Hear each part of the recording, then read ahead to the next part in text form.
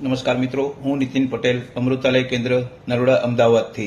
હાલ આપણે જે જોઈ રહ્યા છીએ malaria, dengue, typhoid, chikungunya, viral તાવ આ ખૂબ જ ઝડપથી પ્રસરી રહ્યા છે અને ભાદરવા મહિનામાં આમ બી આ બીમારીઓ ખૂબ ઝડપથી પ્રસરી રહી છે. તે માટે આપણે ખાસ આયુર્વેદમાં સુદર્શન ઘનવટી છે, સુદર્શન કાળા છે, આ બધી દવાઓ લઈને આપણે સ્વસ્થ રહી શકીએ છીએ. આપણે આપણા પરિવારના દરેક સભ્યએ ખાસ સુદર્શન કાળા છે, સુદર્શન ઘનવટી છે, આનો પ્રયોગ કરીને આ બીમારીઓથી બચી શકીએ છીએ. એટલે ભાદરવા મહિનામાં ખાસ પરિવારના દરેક સભ્યો આનો ઉપયોગ કરે, જેથી કરીને આ બીમારીઓથી આપણો બચાવ થઈ શકે.